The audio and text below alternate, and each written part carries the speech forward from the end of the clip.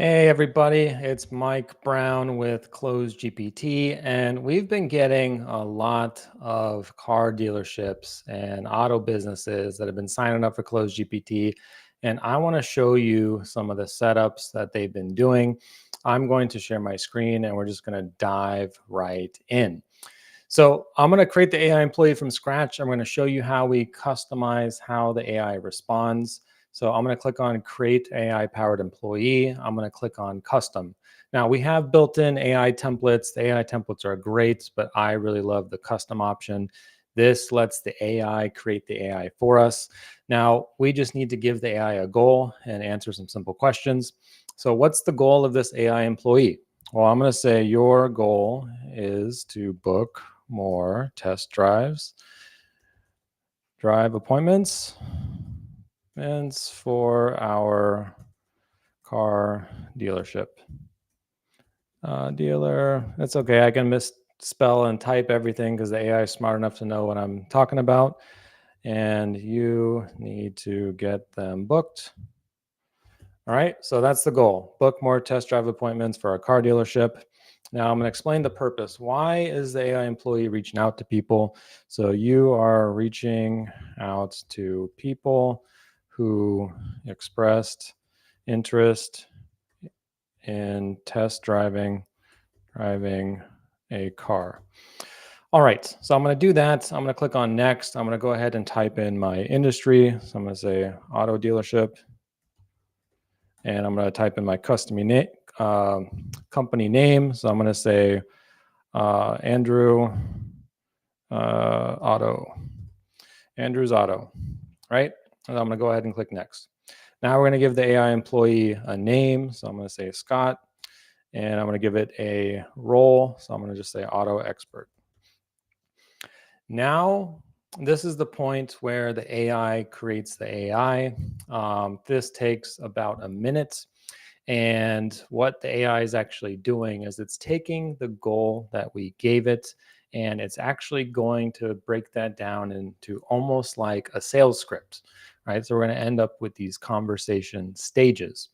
Now, these conversation stages are what keep the AI aligned so it accomplishes its goal. Now, if you've ever talked to ChatGPT or any other type of AI, you'll notice that it'll answer any old question out there, right? You can ask it, who's the CEO of Microsoft? And the AI is going to tell you the answer. And that's different with Close GPT. With Close GPT, because it has a goal and because it has these stages, it helps keep the AI on track. So if you ask it these wild questions, it's going to say, you know what?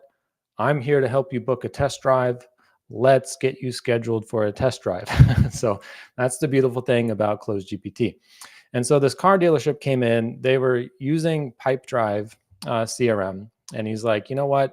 I love Pipedrive. This is what we use, and we're going to keep using it. And I said, great. And he said, how are we going to get these customers and leads into Close GPT? So it was super simple.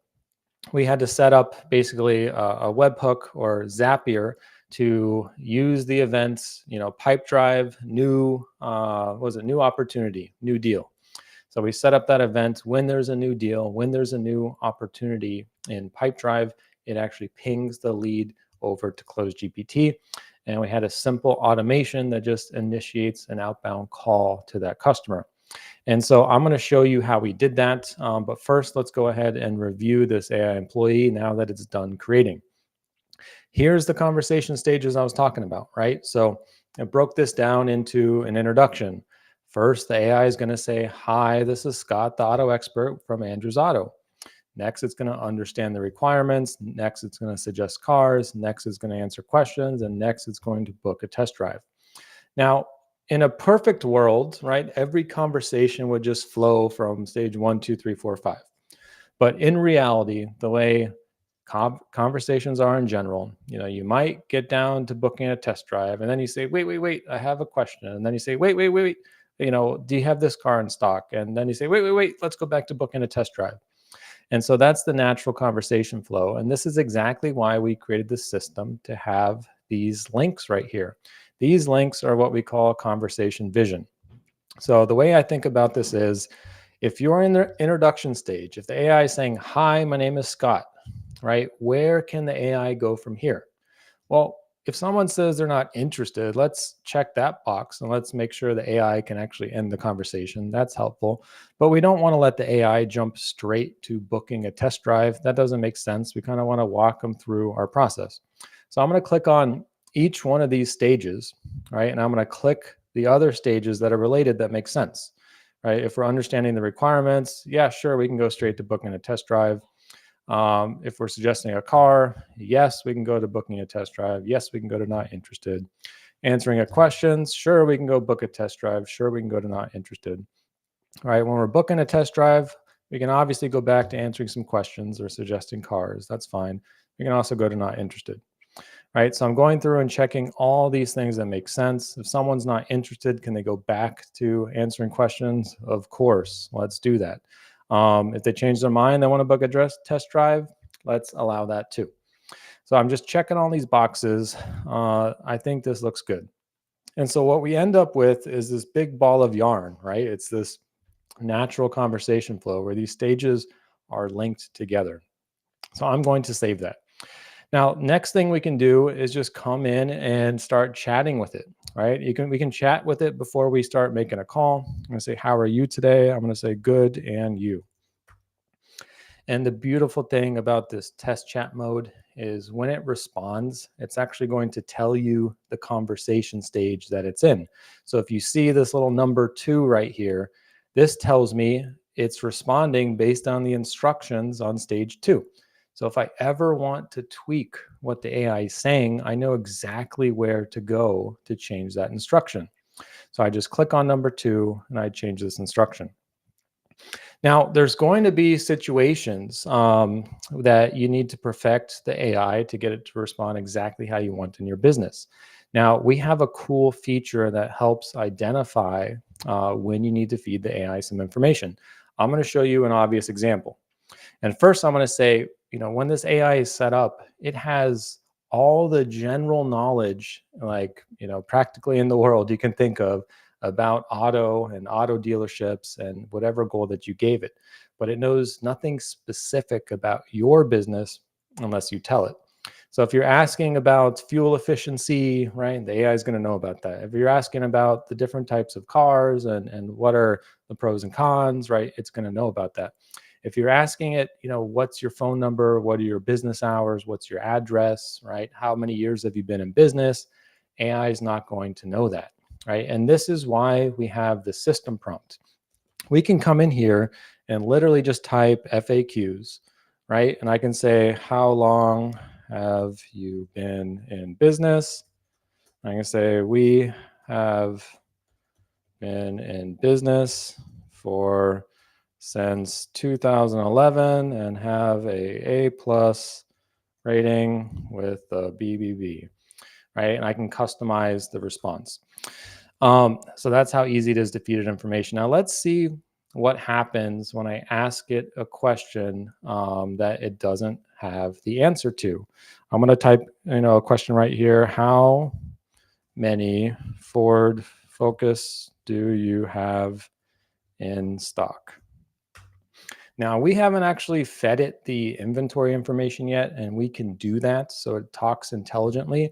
But I want to show you what happens when you ask a question the AI doesn't know the answer to, right? And so you're going to see this big red label right here that says "unsure of response." This means the AI doesn't know the answer, right? And so this is an opportunity. We can go in and we can make it smarter. So it says, "I'm not sure about the exact number of Ford Focuses we have in stock at the moment." Right. And so I can feed it my inventory so it knows what's in stock. That's preferred.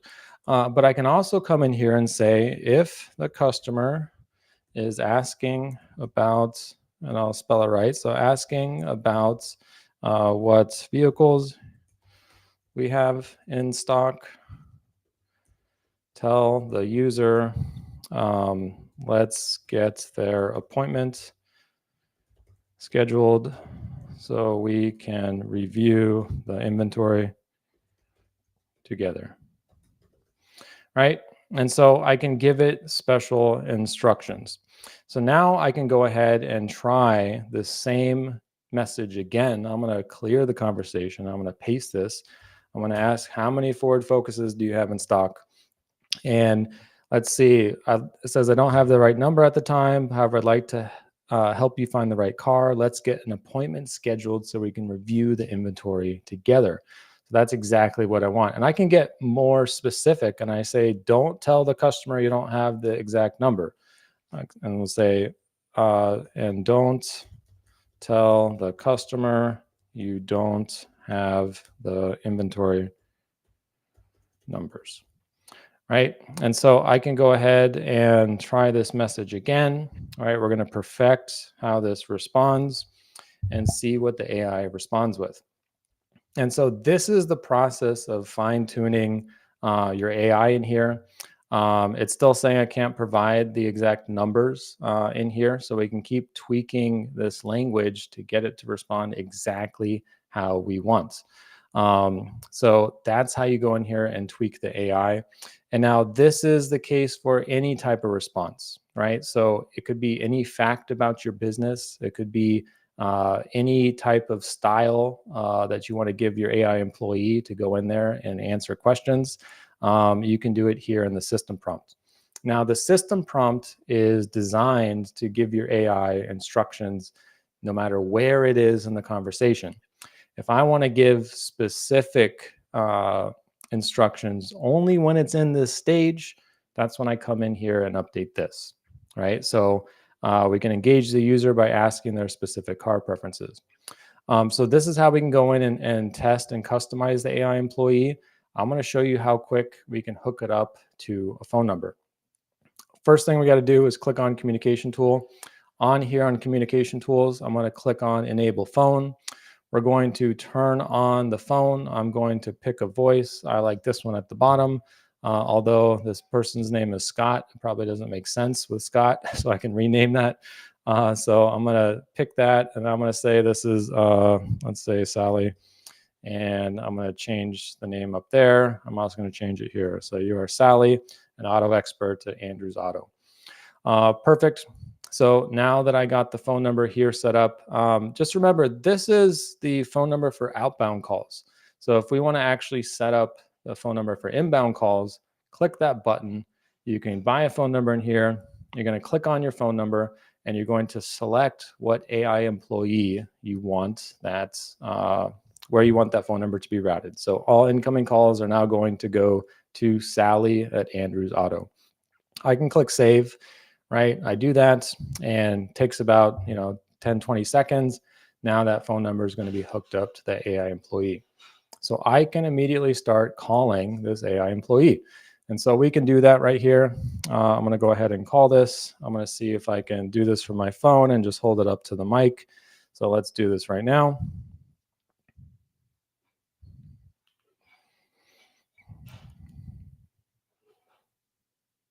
Hi, 17042-6589. This is Scott from Andrews Auto. We have a wide range of cars that might interest you.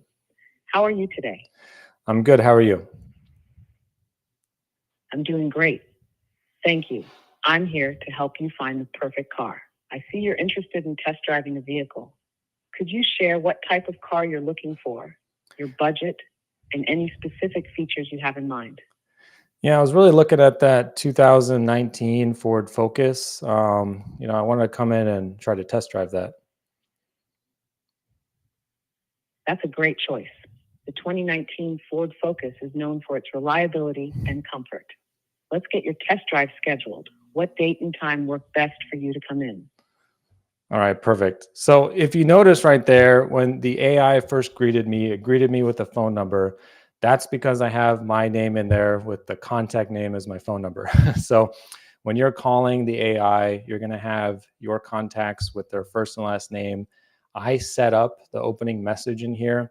I'm going to show you to greet the person by first name, or I should say the AI set it up. So when you set your opening message here, it says hello first name. So since my contact's in here as my phone number is my first name, that's why it's reading off the phone number. So you can come in here and customize this opening message. You can insert dynamic variables in here. All right, so you want to greet people by first name, you can do that. Now, the second thing I want to point out on this page is you can actually select different messages for different channels. So you're going to answer the phone differently, right? Then you're going to greet the customer on the phone when you do an outbound call. So come in here and customize these settings. That's a great way to do that.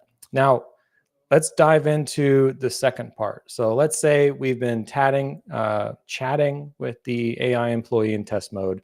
How do we get these customers into the system, right? How do we start initiating those outbound calls?